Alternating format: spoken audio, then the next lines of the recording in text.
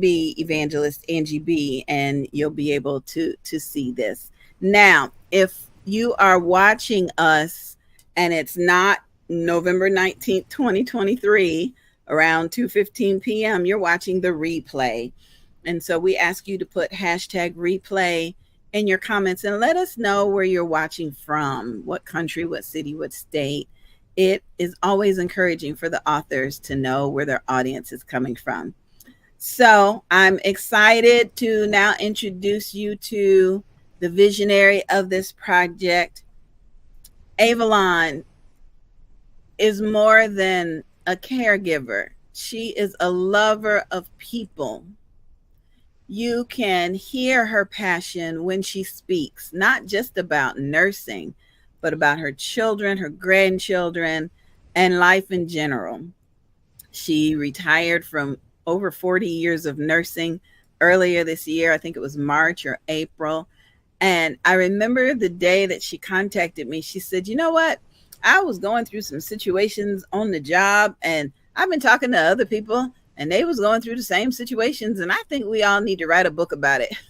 And I said, well, I can do the audiobook, and together we're going to get it done. And we did. And again, the audiobook is out now, and I'm just honored to be a part of it. So let's put our hands together and welcome Avalon. Hi, honey. Hi. How you doing? Hi, how are you? I'm good. And service was good today too, wasn't it? Yes, it was. Yes, it was. Most certainly. Very enlightening today, as usual. I think I like, that's why I like having Books and Besties on a Sunday afternoon. We're still dressed up. We're still feeling high from the Holy Spirit and just having a good day all together. So that is good. That is good. Well, thank you for allowing us to have this time. We've got author Shamika Livingston. Dr. Shamika Livingston, Dr. Rita Renee, and our good friend Janet Harrison are in the background waiting. So before we bring them on, tell us a little bit about why you wanted to include other people in this book. Why did you want to create an anthology and not just write a story of your own? I already had a memoir of my nursing career talking about the challenges that I went through and all the discrimination, the unfairness, all of that. And I was going to, which I still am, I was planning to rewrite this book into a help book. And then I thought about it. I said, I know I sound a lot of times when I talk about this book like I'm a disgruntled nurse, but I'm really not. And I said, I know there's other nurses that has gone through other challenges or similar situations like I've gone through on the job. It may not have been the same. And even some of them know what I went through. So I said, I'm going to reach out and just take a chance and see if I can gather other nurses to be willing to tell their story, if they've gone through challenges or if they've had some situations on the job, would they be willing to come out and tell the story the way I did about things that happened? So this is what I did. And because I worked with Angie B before on one of my children's books, and she had a video, I said, I was thinking, I know I've done about 7 collaborations with 7 different people. And I was sitting there thinking, who could I ask? And Angie B really came to mind. I said, let me just go and ask her. Only thing she could say is yes or no. So praise the Lord. Her, she was more than willing to help me because I had no idea how to go about putting an anthology together, even though I had been in a few. It's different when you're the person actually, putting the anthology together. So this is the journey that I started on. And thank God for the nurses that, I'm honored that they came and they were willing to join in with me and tell their story and help me produce this, anthology. It's a beautiful project. It's a beautiful project. And one of the first people that I remember hearing about, I don't know if she was one of the first ones to join in, but she was one of the first people whose name appeared and it was Dr. Rita Renee. And so we're going to bring her in just a minute. Dr. Rita just solidified the whole author, entrepreneur, from medical provider to, I mean, she just solidified all of that. And I'm thrilled about it. So I'm going to bring her in, and we're just gonna chat with Dr. Rita. Hey, dear. How are you, ladies? Welcome, welcome.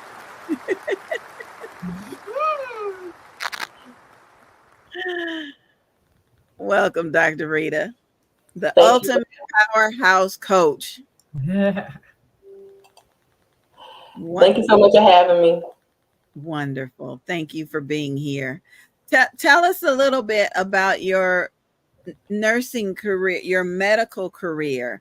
How did it start? And maybe give us one of the challenges that you faced. Okay. Well, again, thank you. I'm humble. Thank you, Avalon, for letting me be a part of your vision and your product. And Miss Angie, it's been an honor and a pleasure working with you as well. So I actually started off as a medical assistant. I actually started off a medical assistant. And what's so ironic is that I come from a line of nurses on my dad's side. So my grandmother, who I didn't get to meet, she passed away on my dad's side, but she was a nurse, and my aunt, which is my dad's sister, is a nurse. And so it was a long line of nurses and or people who were in the healthcare field. So I started off as a medical assistant, then became a certified nursing assistant, and wanted to be a LPN. But I'm telling you, LPN school is harder than RN school. I don't care what nobody said. LPN school is harder. And I didn't make it through that, but I was determined. I said, you know what, I'm going to go back to school, and went back to become an RN, graduated from Norfolk State University, behold the green and gold, and went ahead and pursued the associate's degree, then the bachelor's degree. But then, I started dabbling a little bit in med surg. I did some adolescent psych for a little bit as well, dabbled in that, but ultimately hung my hat on the home health care, IV nurse, wound care nurse. And now I'm still actually in corporate America. I've been a part of corporate nursing, which is case management, for the last 20 years. So I can't let it go right now. Even though I'm doing other things in entrepreneurship, I manage nurses that work from home remotely across the United States. And so I'm grateful to God for that opportunity. And that's part of ministry. I just can't let it go. Ministry does not leave just because I'm a nurse. I have that title. It's not going to leave me. Incredible. You hear about people starting in one level or in one place and then being promoted up, but you had to go to school to get promoted up. And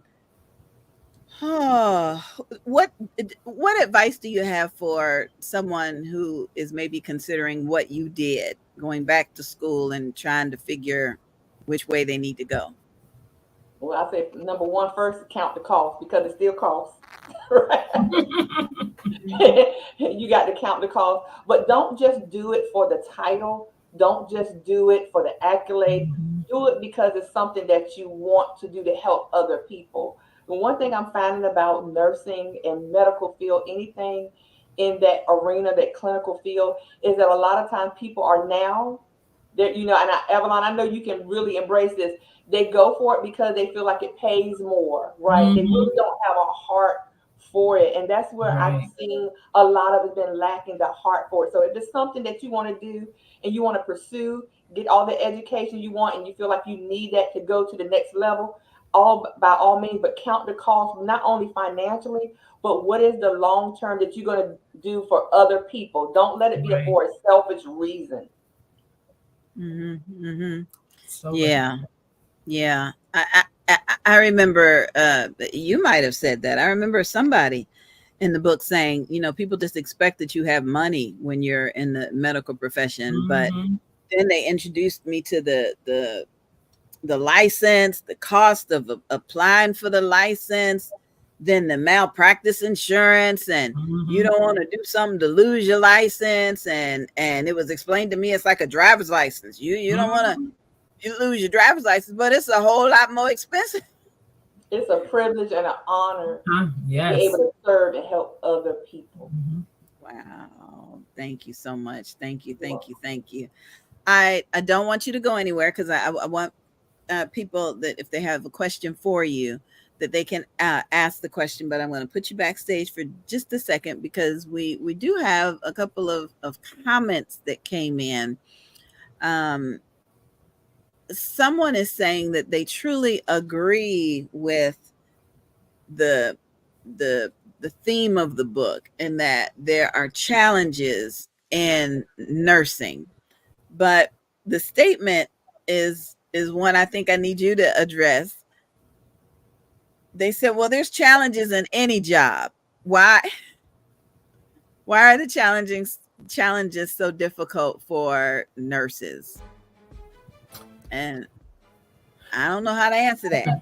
Okay, what we didn't say, we're not saying that our challenge is different from any other job. Yes, there are challenges in other jobs, but because we are nurses and people think that we just go to work, we're taking care of our patients, we're passing out medication, they don't know the things that go on behind taking care of patients. So because we're nurses, we're talking about our challenges, how we dealt with it, how we overcame them, and why we stayed in nursing, why there are a lot of nurses that's leaving the profession. So that's why, we didn't say it's any different from any other job. Yes, there's challenges in all professions, but because we're nurses, we're talking about our challenges. Yeah.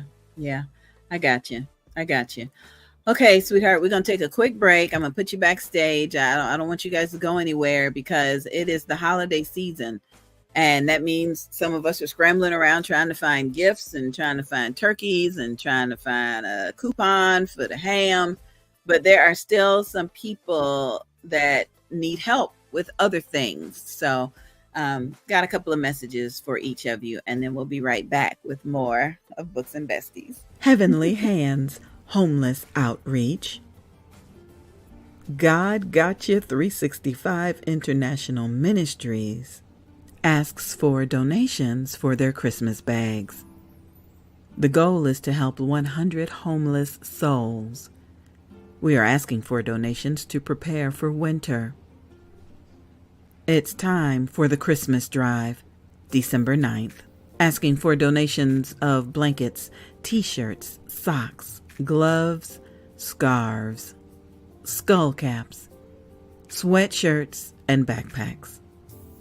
The founder is Latrell Davis. Drop off your donations at 1101 Barbara Drive in Daytona Beach, 32114.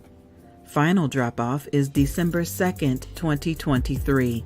You may also send a cash app to $LATRLLA. It's time for the Christmas drive to help 100 homeless souls. Promotional consideration sponsored in part by Angie B. Productions.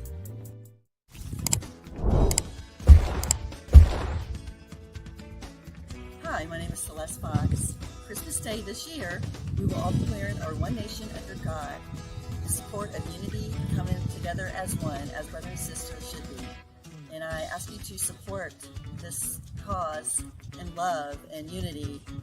We are all brothers and sisters, and this is how it's supposed to be. So please join our cause, because I will definitely be wearing my shirt on Christmas Day.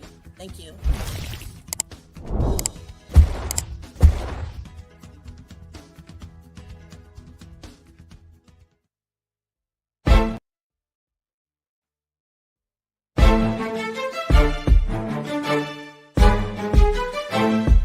Hi, this is author Avalon S. Brown. I am the visionary of this project. Recently, I've been speaking to different nurses who have been expressing and voicing their challenges and their frustration while working in the field. So I decided to reach out to different nurses from different specialties and bring them together to create a book so that they can write about their experiences, their challenges, their frustrations that they experienced in nursing and how they overcame them and why those challenges did not make them quit. This is going to be a very important book for the next generation of nurses, because they can see that they are not alone out there. The nurses before you have gone through these same type of challenges, these same frustration, but they never allowed it to make them quit, because nursing is their passion. And this is what we want you to know. Keep your passion. Never let them make you quit. Audiobook produced and promoted by Angie B. Productions. Hey everybody, it's me, the Queen Bee Evangelist Angie B, and you are watching the quarterly episode of Books and Besties. This is our virtual book fair, and we are thrilled to have authors from this anthology here to join us. Thank you, Marita. I see your message, and that's fine, no problem. We're glad that you've joined us, and we're just honored to be able to share more. I'm going to bring back the visionary of this project so that she can get ready to welcome your next co-author. I know we're going to bring back Dr. Rita in a little bit, but Dr. Shamika, can you tell me something about Dr. Shamika before we bring her on camera? Well, I met Dr. Shamika through her anthology that she was doing called Women in Nursing. Right. And when I put out the flyer, she decided to join in so that, to tell her story. And I was honored because I know, I'm in her anthology. So she agreed to come in mine. So I met her through Facebook, actually. Yeah. Mm-hmm, mm-hmm. And that is wonderful. And Dr. Rita says she loves her some Dr. Shamika. So we're going to bring Dr. Shamika in right now so we can all say hi to her. Hi, dear. Hi, hi, hi, hi, hi. Hi, I'm Evangelist Angie B. and Author Avalon Brown. Thank you for having me today. Normally don't do these type of things. I'm always nervous. Don't be. It's just us. It's just us. We just chatting. And I get so excited every time I see, because I follow you on Facebook. So every time I see a new post, it's like, look at Dr. Shamika. She's doing her thing. Look at so. Thank you for joining us. Thank you. Mm-hmm. Tell us about your career in the medical profession and how that transitioned to being an author and a visionary in an anthology. Well, so I originally started off kind of like Dr. Rita. I went to school for medical assistance, but I never actually utilized my medical assistance. I eventually transitioned over to like a rehab nursing tech. And then there, which was probably about 10 years ago, I noticed the need for home care services. Some of the patients couldn't return home. So I started researching how to start a home care agency to help the need. So I branched off with my company called Grace of God Home. But I still worked as a nurse, which I still do now. And then I want to say when COVID happened, a lot of doors opened, which is where I earned many of my certificates. And then I started hearing God saying, I'm going to enlarge your territory. So I'm like, okay, well, I don't know what that's about, but let me take it. So, as you all know, I'm an LPN, so we're kind of frowned upon. We're not looked for as the RNs are. So I transitioned into being a trauma nurse, which is uncommon for an LPN in the hospital. But one of the goals were you had to go back to school to become an RN. But while I was there, God was showing me the different levels of like professionalism, because as an LPN, you're only known to be in a nursing home and you're known as the pill popper, basically. And he was like, no, there's another level. That's that professionalism. So then I started looking into, we wanted quality over quantity.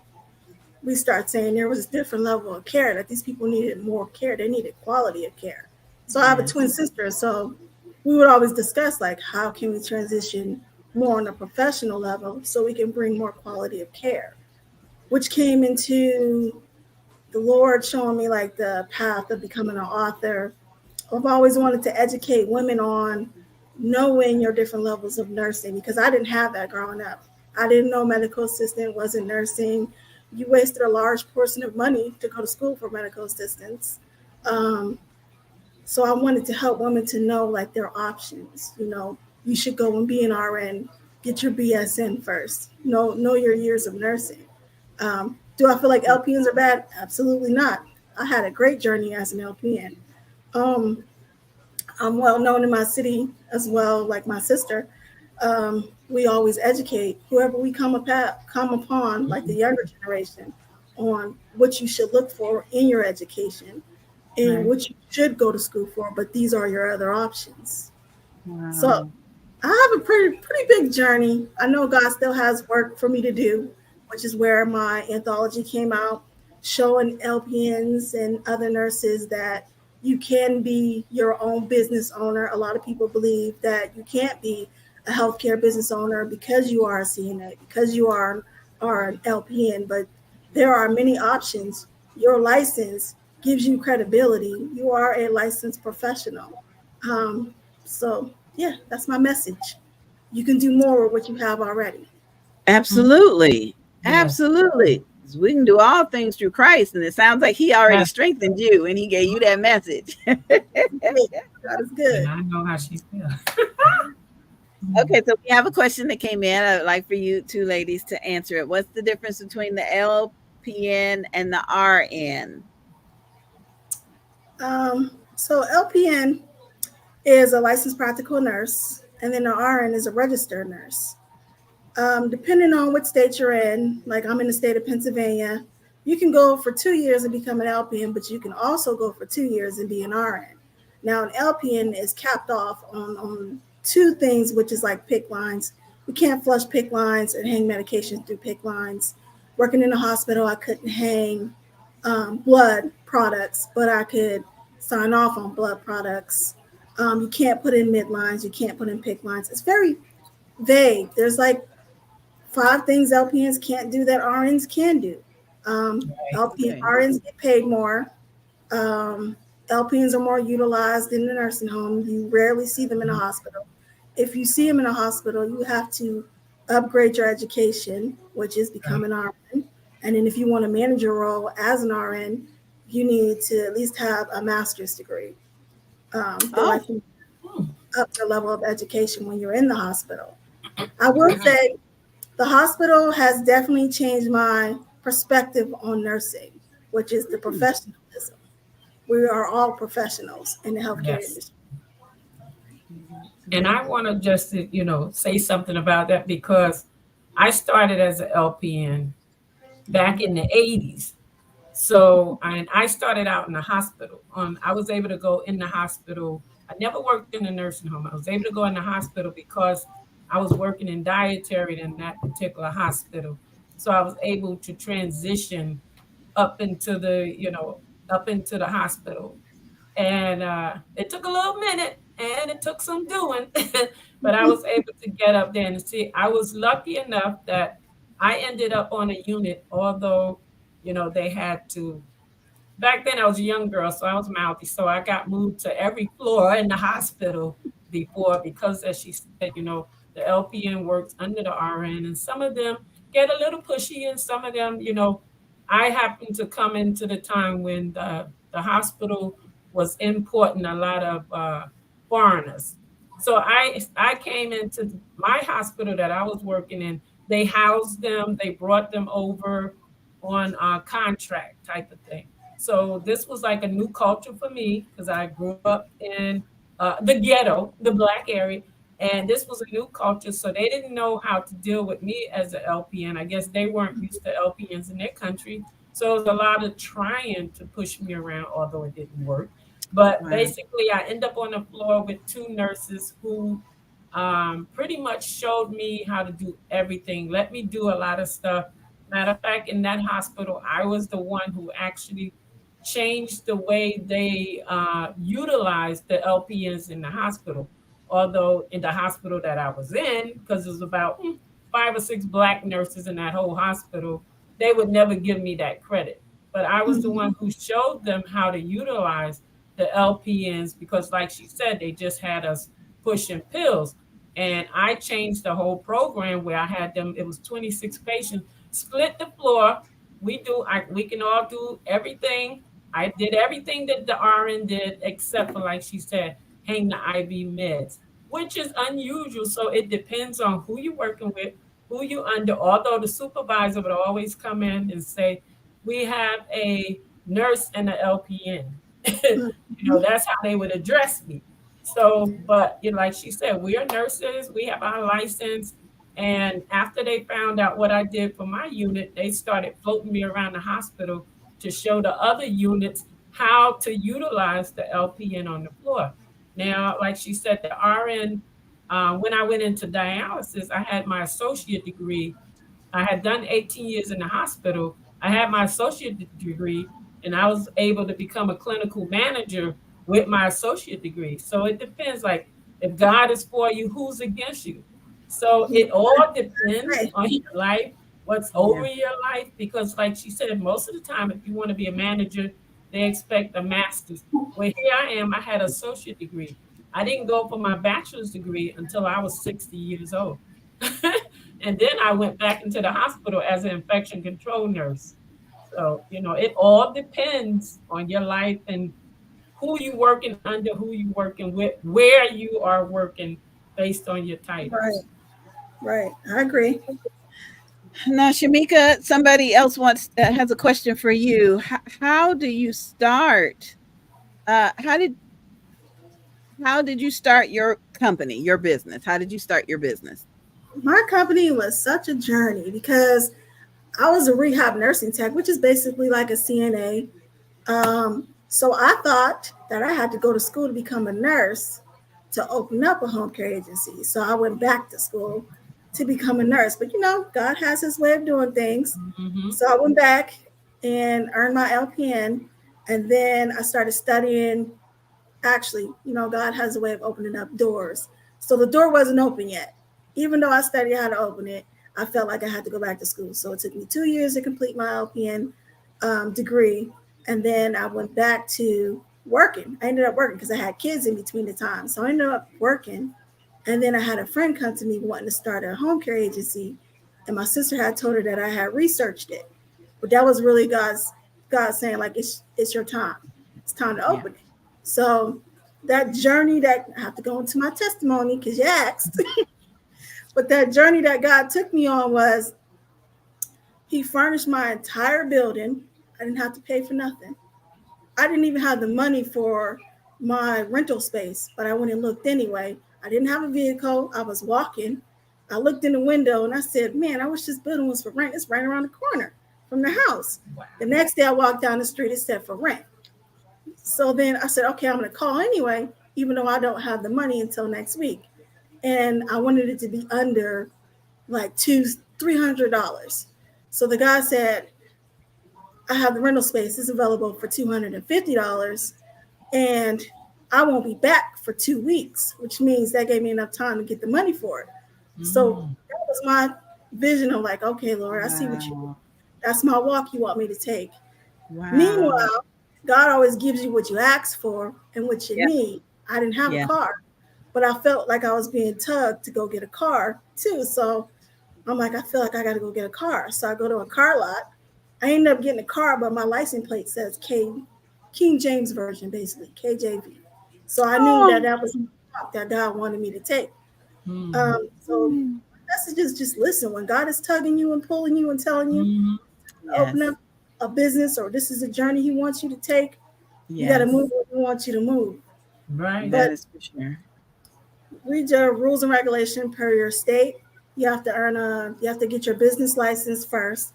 Read your rules and regulations depending on what you want to start, and then transition that way. I do recommend a business coach because I had a lot of error when I started my company. So I recommend everybody needs a coach.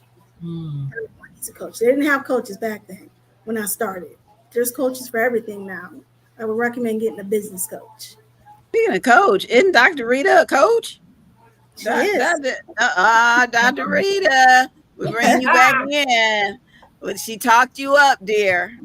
Okay, so that was one of our next questions. What does a business coach do?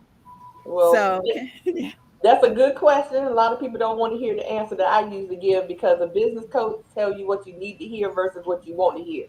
They bring things into reality. They help you focus and make sure that you're, a lot of times we want to do stuff, but is it profitable? But is it beneficial not only for yourself but for your target audience? So we kind of make sure that you're having the foundational work. First of all, like Dr. Shamika said, you got to know your target audience. You got to know the areas that you're servicing. You got to know the cost of everything. I mean, all of these things come into existence. It's cute.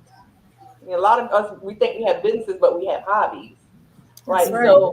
So the business coach would help you decipher between the two. Now, a lot of us think we're going to make money right away, but we know as a business, the first 5 years kind of rough. So yeah, the business coach is there is to make sure that you have clarity on your vision, and so that not only is the vision becomes a reality. That's what a successful business coach will help you do. Make sure that your vision comes to reality. okay, I'm glad you defined that because the question actually was, why do you need a business coach when you already went to school to learn to get your. So you just answered both of that. Yes, you guys have gone to school to learn how to do what you got to do medically, Mhm. but Dr. Rita comes in to teach you how to not bankrupt your business because you're trying to pay yourself before you pay everybody else, and Sometimes we can license. be so close to the vision that we don't see the blind spots that are around us, right? Dr. Shamika, we can I get so agree. used, and then we have so many yes people around us, and we need that one person who's non-biased, who's on the outside to tell you, oh no. Yeah, That's right. I got it. I got it. That is powerful. Okay, we're gonna let Dr. Shamika go backstage and take a quick break because I know she said she's nervous. And Dr. Rita, we got one more question for you before I put you backstage again. Okay. Um, why be in an anthology? Why share your story? You know what? This is the first time I was actually in an anthology, and I'm so honored that I got the opportunity to do this. Because one of the things on a basic practical level, if you're never been an author, this gets your feet wet, right? That helps Yes. you with your belief, and Yes. you're not going through the process alone. You have all these Mhm. beautiful people that you're connected with, and to be honest, it's cost effective. Oh Let's say yes. it's cost effective. Yes. Yes. It's Yes. cost effective, right? And then also you can also borrow the credibility of other credible people, right? Mm-hmm. To Mm-hmm. catapult your business out there, Mm-hmm. to get your message out there. And each time that you're doing this, you're getting more. And I can't believe that Dr. Shamika is Dr. Shamika is on every platform, every poster. I can't with her. I can't wait to see her in person. But anyway, We love her. We love her because she is I everywhere. love Dr. Shamika. I'm like this. I mean, these young people. I'm gonna say young. These young people help. They're keeping us on our feet. Miss Avalon. Yes, They just keep yes, us. they are. They're keeping us young on the evangelists. So Yes, I'm for super. sure. So that anthology, it actually you can borrow the belief of the people that are around you to see that your vision still comes to life, and that's so important. So if you have an opportunity to be a part of an anthology, please be a part of one. I'm super excited. I said, you know what? I think I'm going to do one, and I'm going to call on you ladies as well. So I'm praying to see which one. I have so many ideas, but yes, I'm looking forward to doing the next one. All right. Good, good, good, good. I'm excited. I'm excited.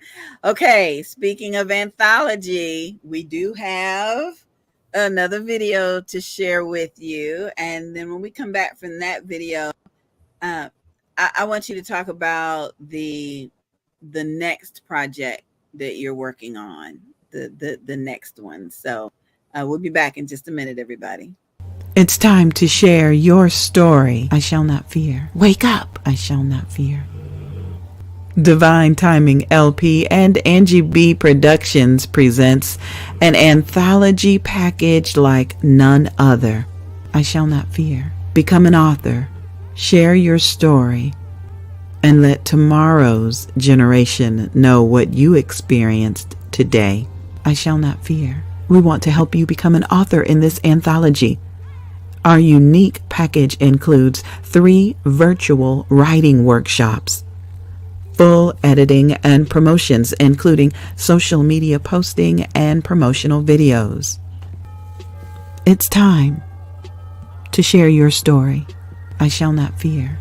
What's unique about this anthology package is that you will also receive 1 month free as the host or co-host of your own spotlight show. Start your podcast, conduct interviews, or share what the Lord has downloaded into you. I Shall Not Fear. Your spotlight show can also be turned into an audiobook. This is a 4-month project. Wake up. It's time to share your story. Send an email to angiebproductions@gmail.com or divinetimинglp@gmail.com. Space is limited. I Shall Not Fear. It's time to share your story. Wake up. I'm awake. And I'm ready to share another story. And if you are as well, please get in touch with me, because it's just like the co-authors have said, it's nice to be able to share the expense of becoming a published author, and then gleaning from the professionals that you are in a group with. So this is Books and Besties. I am your host, Evangelist Angie B, the Queen Bee, and we come to you with this quarterly book fair to bring you opportunities that you may not have known existed. I've got a message over here that said, I never knew the difference between an LPN and an RN. Now I know what to do. Thank you. So thank you. You helped somebody. And someone else said that they heard just a part of that prayer in the beginning. And can I play it again because it sounded familiar? Well, yeah, it sounded familiar to me when I first saw it. And I was like, what is this? And it almost feels like a serenity prayer, but just for nurses. So we're going to pray that we're going to play this one again, a prayer for our healthcare nurses. And then we're going to be back with our visionary so she can tell us about new projects that are coming up. A prayer for our healthcare providers by Pastor Mary Hope, founder of It's All About Jesus and Me, the teaching ministry, St. Augustine, Florida, and 40 plus years as a nurse. Dear God, the maker of us all, please keep our minds and desires to bless and care for our patients and ourselves. Keep us in the correct knowledge and abilities of nursing, and free of negligence and adverse negative results and legal problems. Bless our hands and our eyes to touch and see our patients as people, not as a number. Give us the love commission to minister to all their needs, the ability to comfort them, and remind them of your promises. Be the light in their darkness and the peace in their confusion. Amen. Audiobook produced by Angie B Productions and narrated by me. the Queen Bee, Evangelist Angie B.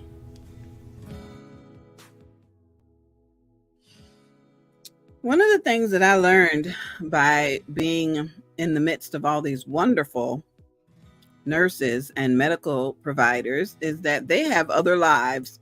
So our visionary is going to come back and she's going to tell us about Marita. Marita does have another life. She's got kids she got to take care of. She's trying to do two things at once. So Marita, I'm going to bring you in so we can learn more about you.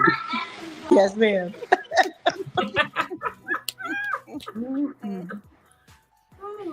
Who's going first, me or Avalon? I'm going to tell them about. I met Marita back in 1999 when I started working in dialysis. She was the charge nurse there. And I could say, dialysis is not easy in the beginning to learn. But then Marita was so patient with me. She told me just hang in there.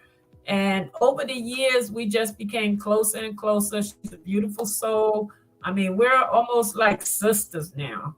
We stay in contact. I love her. She loved me. And we're just always right there, leaning on each other, keeping each other lifted up. And, I just love Marita. She is so smart. I said, this is one smart lady. And, Marita is an excellent nurse. When it comes to nursing, Marita is an excellent nurse. So I learned so much from her in dialysis, and I went on in the next 6 months from being there to become a charge nurse myself at that. And I was a charge nurse until I left there in 2019. Wow. There you go, Marita. Some applause for Marita. I love it. Marita, why dialysis? What got you in that field? Well, I started off in the nursing home, which I knew when I had to give one person 20 medications and flush the peg line, I knew that wasn't the job for me, because I wanted to be able to care for people and teach them how to care for themselves so that they can live abundance of a quality life.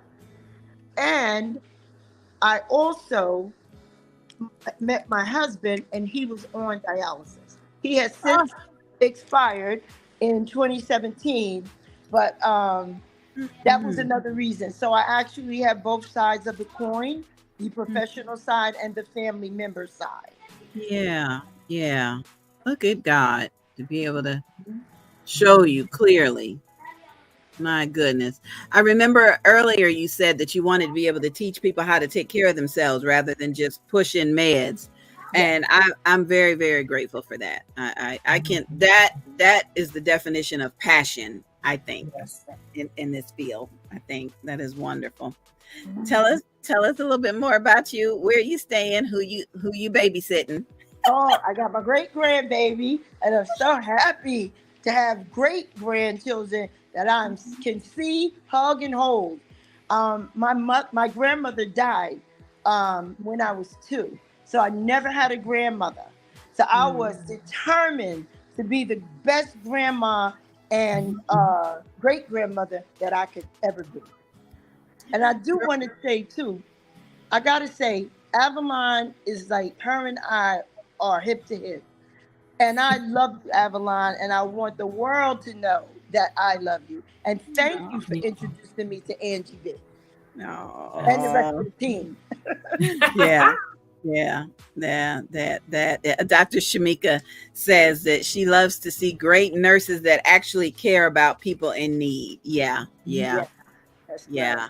I because of this book, I have a new appreciation for nurses, and it came at just the right time, because when I contracted COVID and pneumonia in September and they hospitalized me, I felt so bad for the little nurses that had to come in, because I remember what when Avalon used to say about the infectious control nursing, and, Right. and I could see them through the glass trying to come into my room. They had to put everything on, and it was one night. The nurse, sweet little thing, she looked at me and she said, "Do you need anything else?" I said, "No, I'm good. You go take a break." And as soon as she got out and took everything off, one of them monitors started beeping. I didn't have a heart to call her to tell her to come back in. I just said, "Jesus, fix it." So about 30 minutes later, she come getting dressed again. She's like, "How come you didn't page me?" I was like, "Girl, you need a break." So I can sleep through anything, including them beep beeps. So that you guys help me to really appreciate what nurses have to go through. And I am grateful. So listen, we got a question for you, great grandma. Yes. Would you encourage your children or grandchildren to go into this medical field? That is such a good question, because I have. My daughter is a patient care technician for dialysis. I got her trained. My granddaughter, who I'm babysitting, the great grand, she is also a dialysis technician. Mm-hmm. And my daughter's father, I also got him trained, because each one teach one. And now he's a dialysis technician. My granddaughter just enrolled into nursing school and then found out she was pregnant. So we got a little delay, but it's all good. It's all God. That is good. That is good. That is good. That makes a big difference. I want to try to get some of these comments in. Dr. Rita says, "What a legacy! What a legacy! That is wonderful. Dr. Rita. That is wonderful." And Dr. Rita also wants you to break off some of them beautiful plants and send them to her. Yes, Lake North Carolina. Your plants saying things. They're saying things. I love my plants. They're everywhere over here. Wow. That is beautiful. Beautiful, beautiful. Now, have you had a chance to meet Dr. Rita or Dr. Shamika? I know we've all chatted in the group, but okay, I'm gonna bring them in, Dr. Rita, so that you can meet your co-author. There's Dr. Shamika, so y'all can meet each other. And we've got Janet coming up in just a little bit, Janet Harrison. But I wanted you guys to get a chance to meet first, because your stories felt relative to me. They felt like, wow, maybe if somebody had told me how great a career would have been in nursing, I would have done something differently. You know, I was born in 65. So in school, they said you need to be a secretary or a nurse or, so I went the secretary route. You guys really encouraged me. And I thank you for that. Dr. Shamika, you look like you got something to say on your mind. Go ahead and share. No, I don't have anything on my mind. I just like to hear and know that there are still great nurses out there, and that there still can possibly be quality of care, because it has definitely declined since COVID. Yes, it has. Yeah. Definitely. Yeah.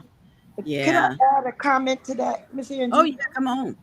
But one of the things that inspired me to be a nurse was the way I was treated so badly after I had made some very bad decisions in my life, but I still didn't need to be cared for as if I was subhuman. And I determined that when I became a nurse, I would give the quality care that I expected and did not get.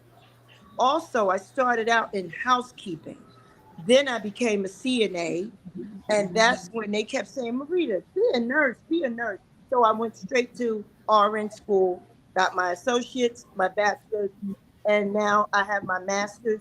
Yeah. And I keep talking about this 3 classes in that I have on my doctorate degree.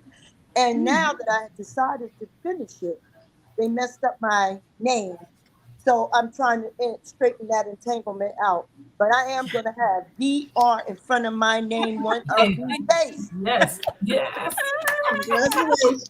I'm determined. So proud of each of you. So proud. Well, Marita, if you can stay with us, that's great. But I'm gonna set you backstage just so the grandchildren don't feel like they being ignored. And Dr. Rita, I'm gonna put you backstage, and Shamika, Got you to know with too. me. But how does it feel, Sister Brown? How does it feel to be retired from nursing and still got your hands and feet in it? It feels great because of the 42, the 42 years that I was in nursing. Like, I really worked hard. But it was like I'm always clashing with management, and I can't, and it's not that I was doing anything. I worked hard. I made sure I got my work. I was a very organized person. And it was just something there. I could not even, I guess it was the spirit in them. Either it's the fact that I was a strong nurse, the fact that they could not push me around. I knew what I was doing, but I always seemed like it's always like I was kind of targeted. It's like it started off so nice, and then somewhere along the line, it just declined when it came.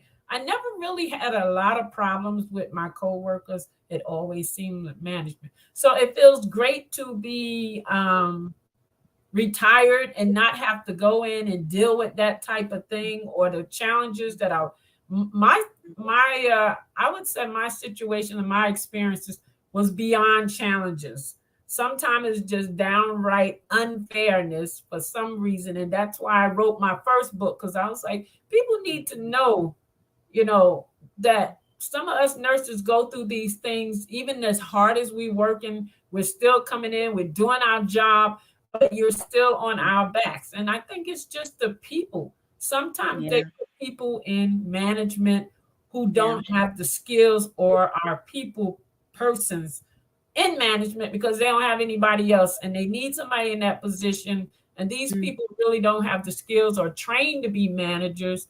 Before I became a clinical manager, the company sent me away to Boston for a week of training how to be a manager, how to be a clinical manager, everything you had to do, how to deal with your staff. But now they're just putting people in place who don't have these skills, and they don't know how to talk. Like my last manager, just, I don't know, she was just miserable. She don't know how to talk to anyone. She just talked. She just Any old kind of way. people, yeah. Or either she's, if she reprimands somebody, she reprimand them in front of us or the rest of the staff. That's not management. So, I'm glad to be away from that. I'm glad to be able to relax and focus on being a full-time author now, learning what an author really is. So, I've been taking those kind of trainings now to learn how to really be an author, not just because I was just writing my books for hobby, especially my children book, because like Marita, I have like seven grandchildren, 3 great-grandchildren. So I was just writing children books in order for them to they were the characters. They are the characters in my children books after my memoir. And then I did a spiritual, and I started getting into different anthologies, depending on the topic. So, I mean, this is, it's good to be just like not having to get up at 5 o'clock in the morning if I don't feel like it. I still wake up. My body still wake up, but I don't have to get up. That's the good thing about it.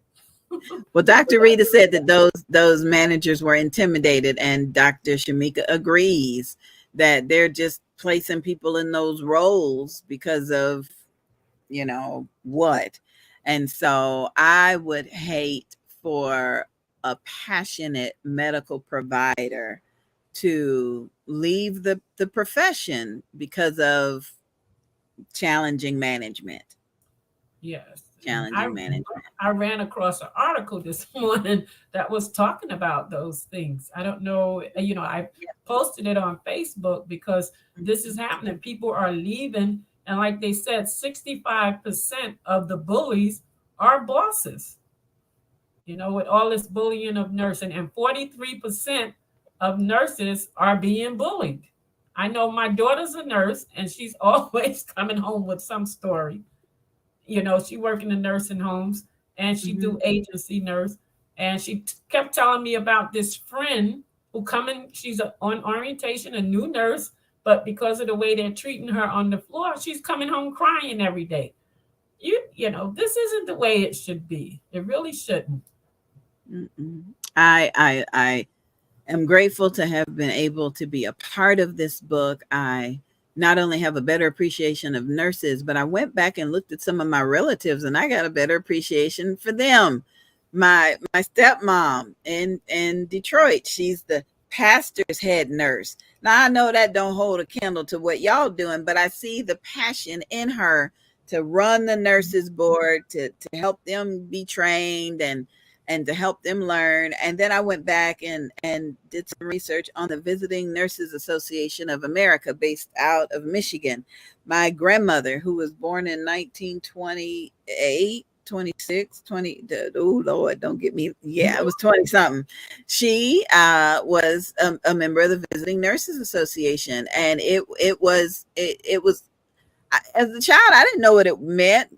You know, grandmama is with the nursing associate. What does that mean? What does that mean? But it was in both of them. It was their passion to help people without the training that you guys had that has led them to do what they're doing. So, listen, we got a couple of snippets of audiobook that I want to play from some of the other authors that are here. And when we get back, we'll hear a little bit from Janet. We'll be back. Todd R. Bacote, MSN, RN. Todd Rutledge Bacote, MSN, RN, is a full-time professor at Trinitas School of Nursing in Elizabeth, New Jersey, and an adjunct professor at Muhlenberg School of Nursing in Plainfield, New Jersey. He was born and raised in the Bronx, New York, aka the Boogie Down Bronx.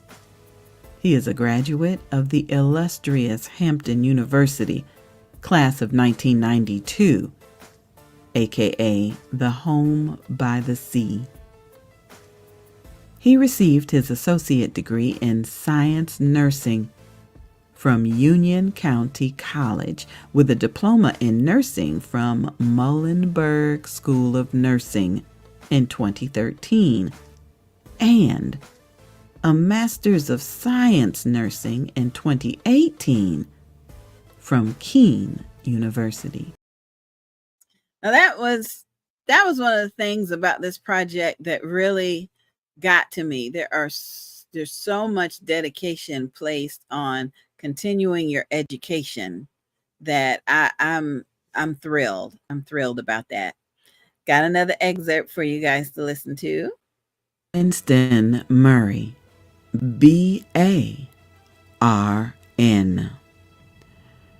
Winston Murray, B.A.R.N., is a graduate of Rutgers University in New Brunswick, New Jersey, where he earned his B.A. in economics and finance.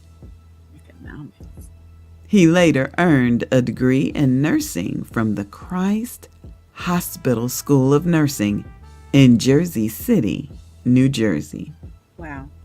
Mr. Murray completed his PICC certification in 1996 and has substantial experience in both PICC and midline insertions. Okay, you know, we got questions about the terms, the medical terms, PICC, and then so that the question came in: how do y'all keep track of everything you have to do over a 12-hour shift? Y'all be working some long hours. I think with me, I think what you have to do is you have to be organized. You have to prioritize. You have to learn how to do that. And it depends on the individual. And I was the type of person where I can, I had, you know, you get your own system. That's what it is. You get your system. You have notes with you. You know, you have your clipboard. You know what you need to do. and you get a system. That, I mean, with me, that's how I work. I had a system. I'm an organized person. Sometimes my coworkers say, "You too organized. You got a folder for this, a folder for that." Because I'm the type of person, when I need to go to something, I want to be able to put my hand on it. I don't want to Hands have on to it. look. And even when Yeah. I was a manager, I was like that. You could walk in my office and you never see papers on my desk. Even the last job I worked, my coworker, she's like, how you keep everything so neat? How you keep, because that's just me. Sometimes you can be, my granddaughter say I got OCD. It's not that. I just like things to be organized. But you have to get a system. You Yeah. have to make your own system. You have to be, know what to prioritize. And you just got to stay on top of what you're doing. You keep your little notepad with you, keep your little clipboard with you. Well, back then, when I was in hospital, I always had my little clipboard. They probably used their phones and everything else now. Tablets and everything else. Yeah. But Yeah. we didn't Yeah. have all that modern stuff. I think I even left the hospital the first time. I was there for 18 years. They hadn't even started with the PCA pump, the pain management pump. They didn't even have that yet. We had to get up every 4 hours and shoot that Demerol and give them that needle. So I left just as all these modern things were coming in. But, for me, it was good experience, because then if something break down, I knew how to improvise. Yeah. Yeah. I had a nurse trying to take my blood pressure at one point with the machine, and something wasn't connecting or whatever. So she had to go get another nurse to do it with the stethoscope. Yeah. And she said, I know how to do it. It's just so much easier to do. And I'm like, okay, well, let's get it done. Those All right. don't work on me either. It's time to talk to Janet Harrison, because her story was powerful. And I love the way you guys met again. So, hey, Janet, how you doing, girl? How you doing? Here's some applause for you. Thank you. I'm excited to have you, because the three of us have had a chance to really talk during this project and talk about other passions. So tell us about you, where you stay, what you do, and why you decided to be in this project. Okay, let's start with why I decided to be in this project. But before that, thanks for having me. Avalon, we met on Facebook. I guess that's the way we've been meeting with most of the people that is here.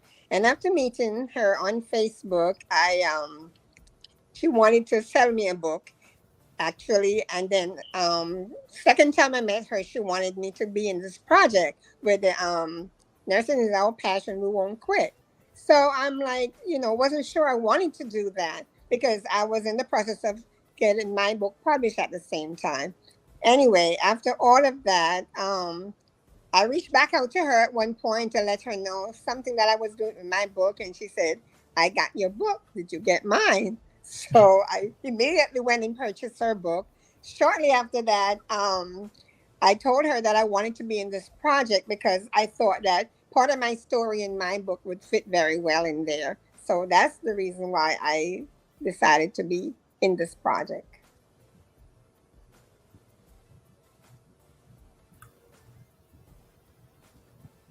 I'm so sorry. The phone was ringing, and somebody asked, do you have any men that are nurses? So, there we go. I guess that's our next question. Yes, we do have some men that are in this profession. 3 men, yes. Yep. Why don't you tell us a little bit about their input in this project? There is 3 men that's also in this book. Two of them I work with I met in dialysis. I actually trained them in dialysis. Winston and Todd, I met in dialysis, and then Curtis, I met him in when I went back to the hospital as an infection control nurse. That's when I met him. But they also have some powerful stories because, like I said, I never really thought about what the men went through in nursing because, you basically work around a lot of women. But there are a lot of male nurses out there that's working. Don't too many of them work the floors. A lot of them like the ICU, emergency room. They like that busy part of nursing, those specialty Wow. areas. You find a lot of men in those areas. Wow. Janet, what is your favorite part of what you do? Well, for me, taking care of the babies, especially drug exposed babies, that was my favorite part in nursing. But to back up, most of my stories about the struggle to get into nursing. It really was a struggle climbing from the nurse's aide to a master's degree. And in between that, a whole lot of different issues, especially sickness that completely stopped my career. And that's how I started to think about being an author. But during Mm, the entire time while I was in college doing my bachelor's degree and my master's degree, I did a lot of research on these drug exposed babies. And it was really touching to see that the moms would have places to go, rehabilitation center, but there was no real care in any place set up for these babies. They just mm, either been taken care of by their parents or put in mm, foster home. And I was thinking after graduating from my master's degree that I was going to establish something to take care of that. And during that research, I found there was only one place. I can't remember the name of the place where it's at, but there's only one place that actually take care of these babies, because most of these babies are kept into the ICU in the hospital or something like that. They and then they're mixed with the other children, and they need that special care after the way how because of the way how these babies are. They will be screaming and crying because of the drug when they're trying to get rid of it from their system. So, having the mom going to rehabilitation is okay, but telling them that while they're pregnant or teaching them why they shouldn't be taking the drug in the first place, I believe is what they need to be taught, because they are doing more harm than good. I have a picture mm, in my thing. I think I got it from one of those health place, and it's like a bottle of pills that someone is giving to a baby. And this is what they actually do when they do all of these drugs and give it to the baby. They are giving because the baby take everything from them from birth. So therefore, they are really damaging their own children at that time, at that stage. mm, Tragic, tragic. I appreciate knowing that because it contributes to your passion. You are in it Please because come you're on there. passionate about it. And I am so grateful for that. I truly am. Did you get a chance to meet Shamika and Rita, your co-authors? We're gonna bring them in for a minute. See them. And Yeah. Dr. Shamika, have you found and there? Yep, see, there's Janet. Oh, and there's Dr. Rita. Has anybody else found, Dr. Rita or Dr. Shamika? Have you found the type of situations in your areas like Janet described of the drug addicted babies and their withdrawal and Oh yeah. So I used to be before I shifted over into nursing. I used to be a unit secretary for pediatrics, NICU, labor and delivery, mother and baby, and that was about 10 years ago, and it was bad then. I know it's worse now, but we had to deal with the babies being with going through withdrawal, that be put on morphine and weaned down. Yeah, it was bad, and it was unfortunately it was a lot of people that I went to school with. You didn't think that you would see these type of people coming through labor and delivery, and then they would detain the babies and go to child protective services afterwards. mm-mm. Oh my God, Dr. Rita, this sounds like an old black and white movie, like something from the Twilight Zone. You know, It does.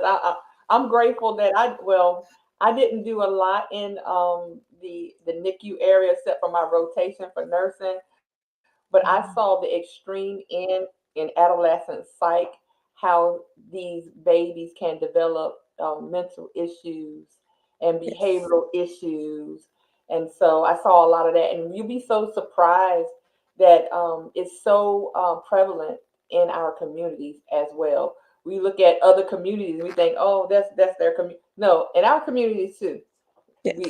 it definitely is prevalent. We just have a statement, and Avalon, I'm gonna bring you on. We just had a statement that came across, and unfortunately, I hope I'm not sharing any horrible news, but CNN has reported that we have lost Rosalind Carter today. She passed at the age of 96. And when I first started sharing with people that the Carters were going into hospice care, people all across the world, that responded to me said, well, what does that mean? Does that mean they're going tomorrow or the next day? And I remember there was one nurse on my timeline that said, what it means is we come in and truly take care of them. And so would anyone like to respond to that statement about how nurses really do come in to take care of? Well, I mean, I've never worked in that area, but my brother was on hospice. So there was a nurse that came in and he, educated the family, made sure we had everything that we needed. She made constant visits all the time. So it's like, when you're on hospice, you're pretty much able to live at home. Well, you could do the hospital at home, but we chose to allow my brother to stay home because he had lung cancer and he had small cell carcinoma, which he only lasted for like 8 months once he was diagnosed. So he didn't go to the hospital. The way he ended up in the hospital, he had a seizure right in front of us. We were all having a day that we were enjoying, and he started seizing. And he was, by the time he got to the hospital, he already had like 4 or 5 tumors in his brain. So I would take him to treatment every day, but the treatments wasn't really working. It was, going rapid. And so we decided to put him on hospice. He was about 55 then? Yeah. We put him on hospice. And like I said, the nurse came in. She gave, anything we needed. She was right there. If we needed something, if the doctor, she gave us all the numbers we need. And they come in and they really take care of that patient. They pay attention to that patient. They focus on anything the family need. And she was very supportive. They're very supportive throughout the whole time until the end of their life. And even when he passed, she came that day, because you have to notify them. She came in that day that he also passed. Janet, do you have anything you'd like to add to the hospice or even the Actually, transitioning Mrs. yeah, Carter? I'm sorry. Oh, go ahead. I'm listening. Yeah, I was gonna say actually, as Evelyn just said, hospice is really the final care that the patient is receiving, and that's the reason why they put everything out to give that patient. I recall my own mom just before she passed away when the doctor told us that there was nothing else they could do and they were going to put her in hospice. And I remember my mom that day when I told her, she said she's not going anywhere. And that morning, when I was on my way for that meeting for her to go in the hospice, the nurse called me. But this is something that really bothered me. The nurse called me. She did not. And as a nurse, I know you're supposed to ask the person, what are you doing? And find out, if they're in a stable mind before you give a news. The nurse calling me. My daughter was in the car with me. I'm driving on my way to the hospital. And here's the nurse telling me, your mom just passed away. I'm like, oh my God, that was really like shocking and devastating. And as a nurse, we have to be mindful how we speak to, because they know that their parents or the loved one was going to go in the first place. But how you address the situation, you have to consider the person behind that phone if they're not in the hospital and see this happen. You have to consider their feeling because if it wasn't God, I probably would have crashed. I had to pull over and Ah, really there. So yes. oh, that is tragic. That is absolutely tragic. I know we've got two more questions. that have come in. I'm going to do my best to get to them, but I definitely want to hear about the writing process for each of you. How was it was it difficult getting your story out, written, typed up? What were some of the challenges you were able to overcome to have your story included in this project? Dr. Rita, I saw you smiling. Would you like to respond to that first? Sure. Thank you for the question. I really did not have any challenges getting the story out. And I think it was because it was something that I didn't really talk about and I was ready to talk about it. So it was like a timely thing for me to be able to discuss it. And I know that the story is going to be beneficial for those who have had challenges with people. And sometimes we have to be cautious of our responses because a lot of people are watching us, right? Number one, you can't react to everything because a lot of things, people are looking at your credibility. Are you as strong? Are you a good leader? And sometimes our response can kind of defute everything. It can tear down our testimony, right? So that's some of a little snippet. You get the book, you can hear more about get the audio book. You hear more about my testimony and my story. But yeah, I was ready to talk about it. So thank you again, Avalon, for the opportunity. You're welcome. Was it good time? Good Yes. time. What about you, Dr. Shamika? You have any Um, issues? I did actually. So I knew I wanted to participate in the anthology because Avalon had participated in my anthology. But I had produced a story. I don't even know what I did with the one I wrote. But I'm like, no, because I was going through something as far as like being an LPN. And I'm like, no, I want to talk about LPN stigma because I felt like Right, people needed right, to right. know how LPNs were being treated. And Mm-hmm. you get treated like on my end, I got treated on both sides. I got family members that'll say, well, she's just an LPN. And then you go to work and you hear the same thing. Mm-hmm. Um, I didn't realize how emotional that was for me. But it Yeah, just brought me to light, like, I want to talk about this. I want to make people yeah. aware of LPN stigma and how we feel on our end. Mm-hmm. So, yes, Avalon, I thank you for allowing me to be in your anthology, for allowing me to put that story out there because there are many LPNs out here that have the same story. Mm-hmm. And it's so tragic. That's like putting down the mailman or the Yes. trash Yes. people. Uh, what we gonna be without them? What we gonna Yes. be without LPNs? What? Yes. How you gonna look? Okay, never mind. That's just And me. now the hospitals are seeing that since all these nurses are leaving, they're bringing the LP. I know in this area, they're bringing the LPNs back in the hospitals. They are. Mm, So I left the hospital when I was in NICU. I was going through nursing school for LPN, and then they were getting rid. They got rid of the LPN position, so I had to leave Yes, when I they finished sure nursing. did.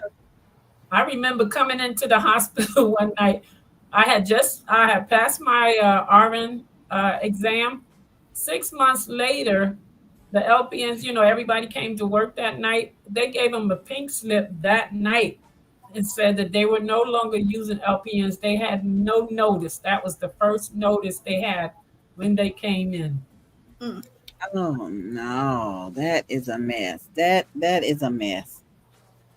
But we said it earlier that Mhm. good corporations lose quality employees Yes, because of lousy management right. or management that just cannot put themselves in that employee's position. It Mhm. is it is tragic. It is tragic. Ladies, I'm gonna put y'all backstage for just a minute. I know we are coming up to the end of the show, and I want to be sure we get a chance to listen to maybe one or two more excerpts from the audiobook. Let me see who we got here. Judgments. Yeah. If you are reading this ebook or flipping the pages of this soft cover book or listening to the audiobook, we invite you to thank the following supporters. Each of them recognized the importance of investing in this project, Mm-hmm. and many are sharing and distributing copies of this book to prospective medical nursing students. Please contact them, offer your thoughts about what you have learned, and on our behalf, thank them for their financial support. Without them, this book may not have been printed. We acknowledge Apollo Pick Contractors, LLC, Winston Murray, BARN, founder and CEO. Send an email to Just come Winston into this link. at She'll see you in the backstage. apollopic.com, APOLLOPICC.com. Call 570-213-4288, extension 0. The address is 107 Spruce Lane, East Stroudsburg, PA 18302. Thank you, Winston Murray.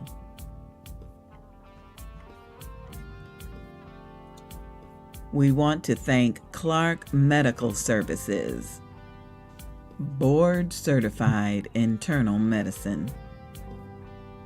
2 locations, 636 Bayway Avenue, Elizabeth, New Jersey, 07202. Call 909-994-1900. Second location, 135 Bloomfield Avenue, Suite K, Bloomfield, New Jersey, 07003.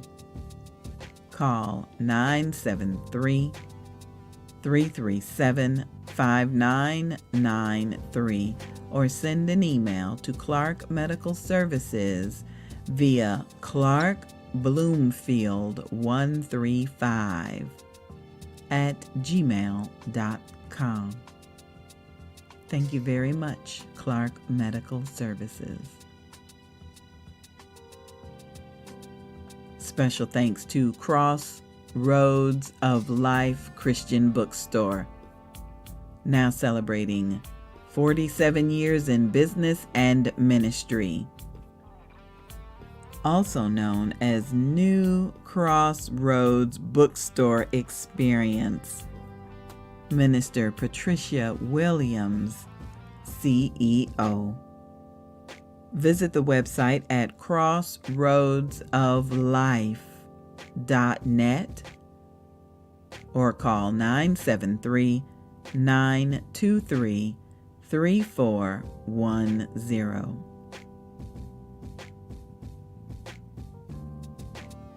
Acknowledging the kind words contributed by Janet Harrison, which say, special thank you to Nurse Avalon Sule Brown, who I met through the Facebook social media page.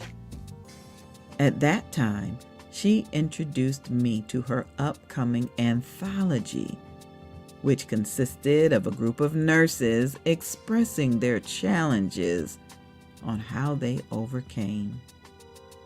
I was taken back by her tenacious spirit, which reminded me of myself. I joined with her in this awesome project and also got a copy of her book. I am so pleased to come to know Avalon because I soon came to realize that she has a great deal of experience in the nursing field and as an author with knowledge of this book business. I call it divine intervention. I must also thank Angie B Productions for the generous support that I received since I became a part of this project. I do appreciate your generous effort to bring this nursing issue to the forefront. I am very grateful to be working with this team of nurses that participate to make this a successful project. Thank you all. Signed by Janet Harrison. Website janetharrisonauthor.com. Acknowledging Grace Avail at Home LLC. We avail in your healthcare needs. Home care, CPR and first aid training, healthcare training, diagnostic services, housing, transportation. Shamika Livingston, Grace Avail at Home LLC, Home Care Agency, 319 West 10th Street, Suite 1B, Erie, Pennsylvania, 16502. For more information, call 1-800-240-3087. We also acknowledge Dr. Rita Renee, financial professional, international speaker, author, and book/relationship coach. Call 919-390-0314. Send an email to info@drritarenee.com. Visit drritarenee.com, drritarenee.com, with the address 4801 Glenwood Avenue, Suite 200, Raleigh, North Carolina, 27612. I am thrilled, and Avalon, I'm bringing you back in here. I am thrilled that we were presented with an opportunity to acknowledge other businesses, the authors' businesses that may have been separate from what they did. That was just a true blessing, because even if you're not able to relate to one of the author's stories, you could possibly relate to one of the businesses that helped to sponsor the project. So yeah, that was good. That was good. Thank you for inviting those entrepreneurs and those medical providers the opportunity to be a part of the audiobook. Thank you. Mm-hmm. All right, before we get out of here, and I know we got a couple more we got a couple more things that we want to share with everybody. Avalon, tell me about the next project you got coming up. Volume 2. Oh, wait. Let me undo your microphone. I think I muted you a bit ago. There you go. Okay. Tell us about this one. Okay. This project came about because I was actually talking to Winston, who is part of this anthology here, and we was just having a discussion about work and working as nurse, because he's still out there working. And somehow, we were talking about when we worked in dialysis and stuff. So I happened to make this comment, being funny. And I was like, well, you men don't have to worry about the same thing that us women working in nurses, because, the managers always laughing and grinning with y'all, or they don't talk to you the way they talk to us. I never hear them raising their voices at you. They're always coming to you so sweet and stuff when they want something done. And he was like really offended. He's like, excuse me. I know you didn't just make that comment. And he was like, you don't think about what we have to go through. You don't think about when, I have to go in and do a full assessment on a female and I feel like I need an escort with me because of something. You don't think about when I have to insert a Foley catheter in a female, the ramifications that may come behind that. You don't look at that. And then I got to thinking, I was like, you know what?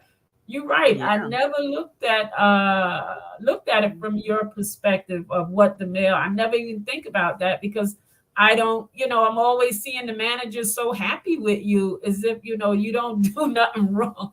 So it got me to thinking that, okay, maybe I need to contact some male nurses and allow them to tell their story and how they feel about working in the field of nursing that's been predominantly female, what they go through, what their experiences is. So now I'm reaching out to male nurses.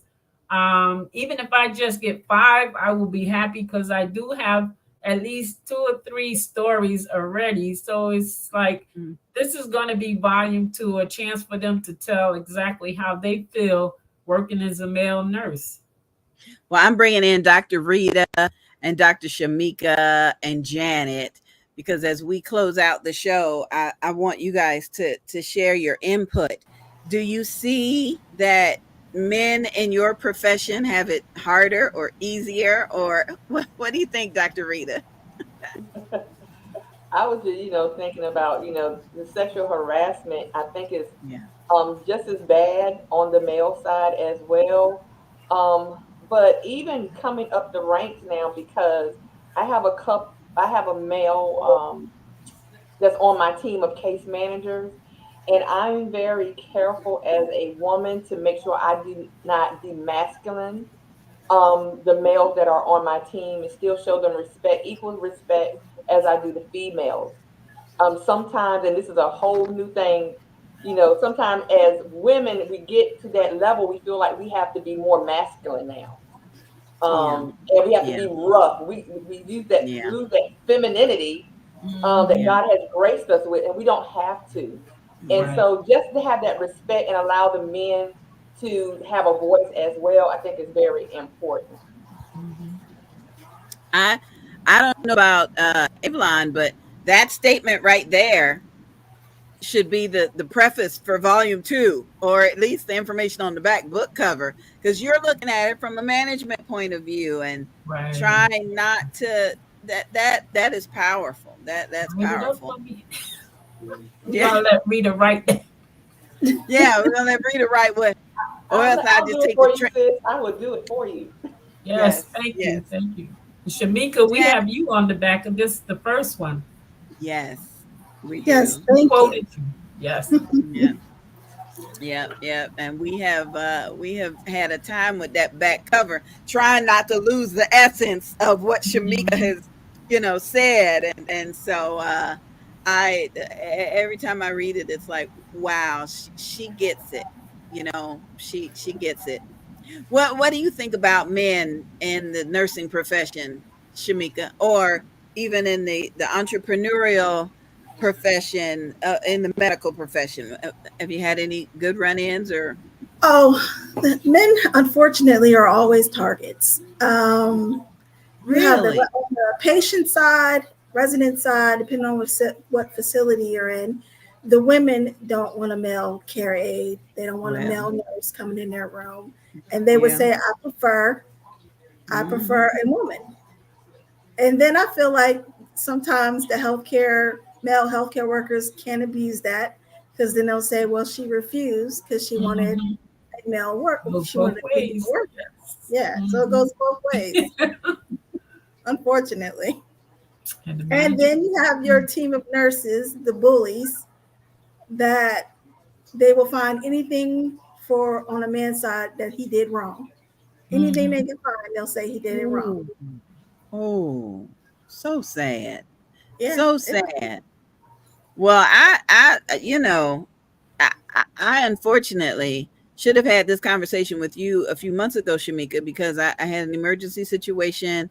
Throat was closing up, needed to go get my epinephrine at home, had all expired. So got in the hospital and was in a situation where they did not want me going back and forth to the restroom. So the nurse, who was wonderful to me, said, "Okay, we got this new thing. You just got to put it in there, and then it collects up your urine, right?" And I'm like, "Okay, that's cool. Hand it to me." And he said, "No, I have to place it correctly." And I'm like, "I don't need you."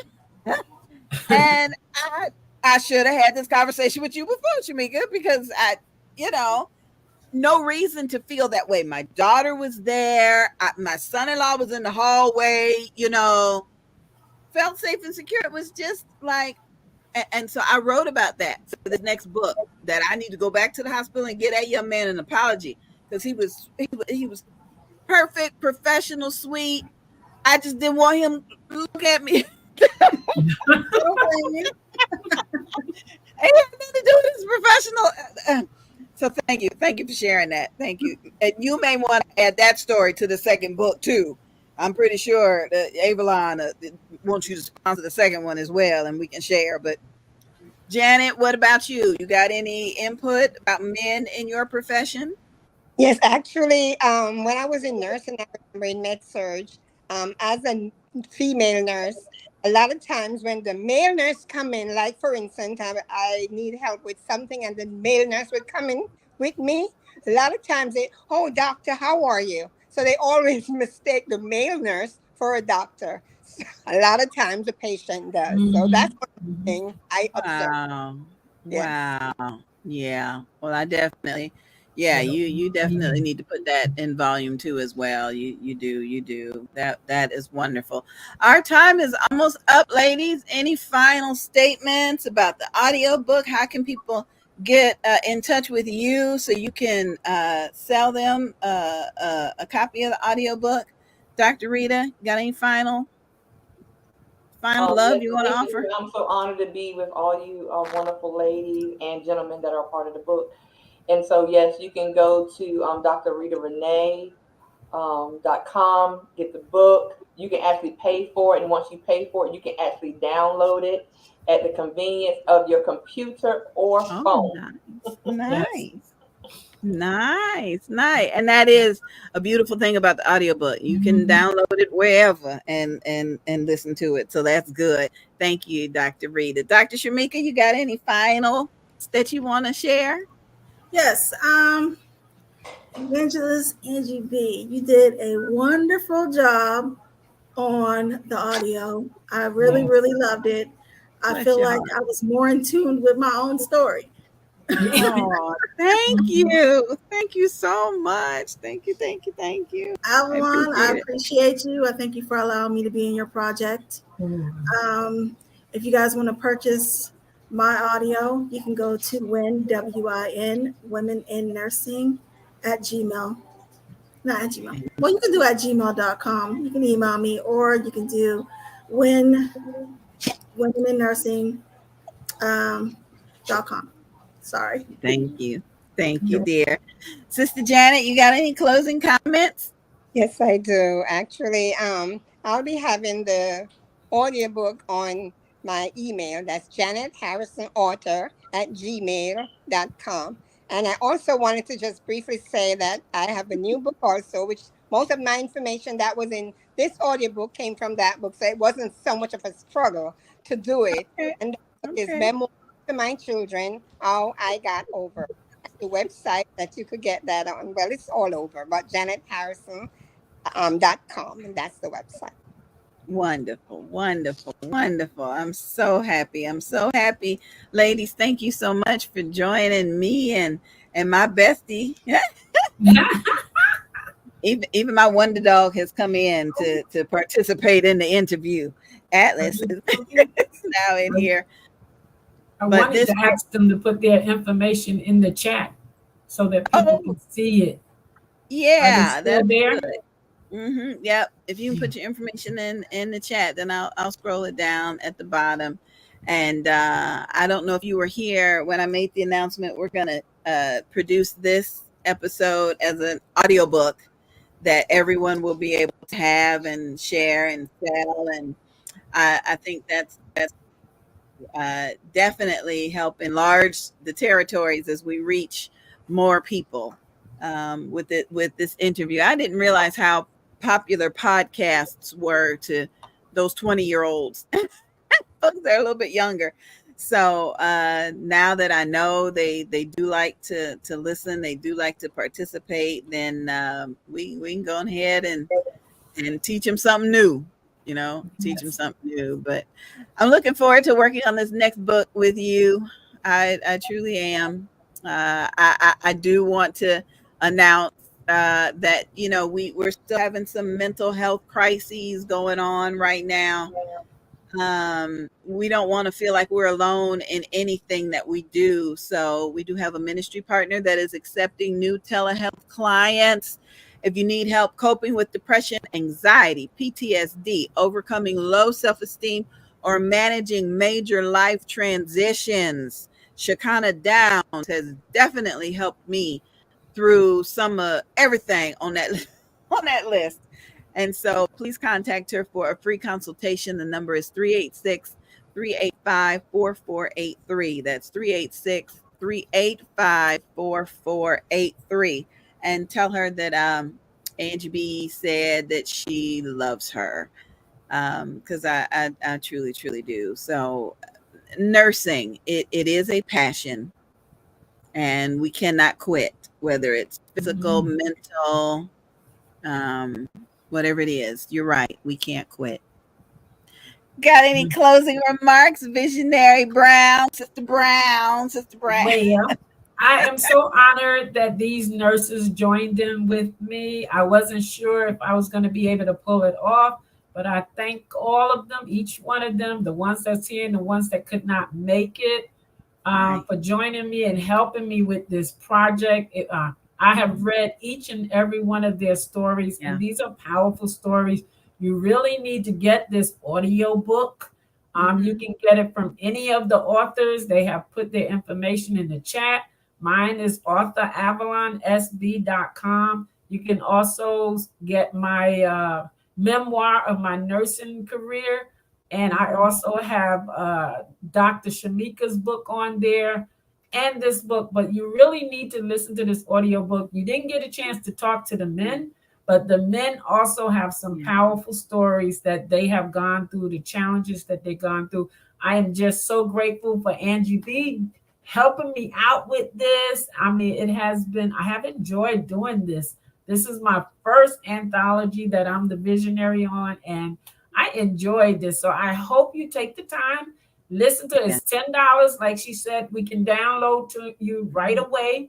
We can even download it on your phone and listen to it. But this is one awesome book. I'm not saying it because it's my project. I'm saying it because these nurses have some awesome stories. And I feel grateful that I'm not the only one that has gone through this and kept my passion, kept my resilience, and kept moving, because I have not been in nursing for management. I've been in nursing for the patients, so that I can take care of someone, give them quality care, help the next nurse. We're hoping too that this book, the goal is to help the next generation of nurses. So I hope some of them get a chance to hear this book, read the book. The paperback will be out soon, but I want everyone to listen to this audiobook. This is such a great book. It came out. Sounds good. Wonderful. Thank you, Angie. Beautiful. Thank you. Love you, love you, love you. If it's the Lord's will, we'll all get back together again soon, dear. Talk to you later. All right. Thank you.